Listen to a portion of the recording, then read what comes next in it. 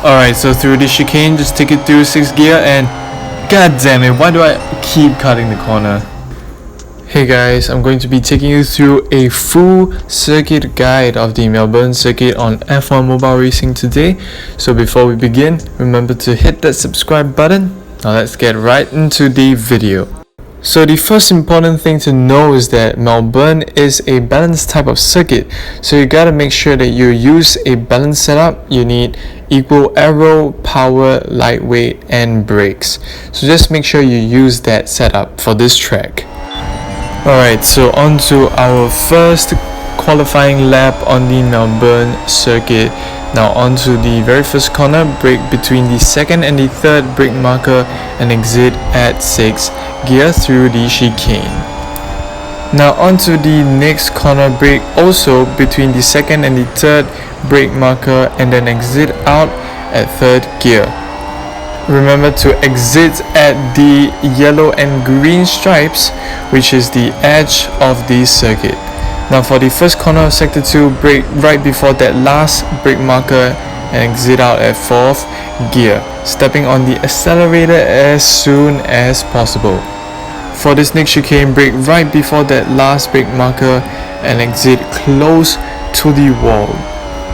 Through this long section, try to keep your car close to the left, keep it tight. Now for the chicane, just lift off slightly and steer in 6th gear and exit out on the yellow-green stripes. Through this next corner, remember to brake just before that final brake marker, exit out at 4th gear on the edge of the track. Now this corner, just try to take it flat out at 6th gear.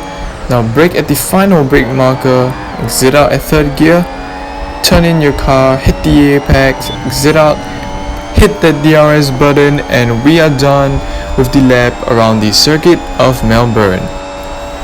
Now I know that there's going to be a lot of things to remember, especially since there are so many corners, so I've left in the description below the key things you need to know about the different corners, what gear to take them through, and where to brake, so fret not about that.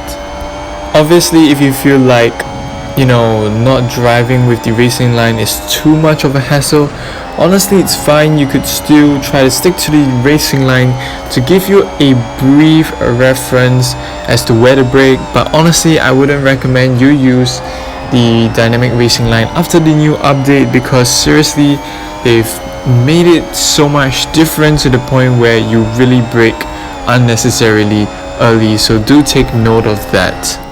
Now I just wanted to show you briefly what my setup for Melbourne is. As you can see, generally it is a balanced setup and I try to put equal emphasis on all the different aspects of the car, so I recommend you do that as well.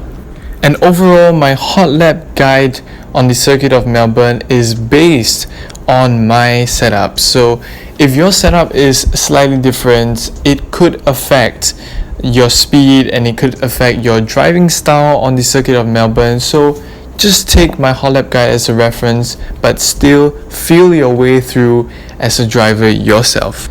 So hopefully the information I've shared today has helped you, and if you liked it, remember to hit that like button, hit the subscribe button as well if you have not subscribed, leave a comment so I can improve on the video.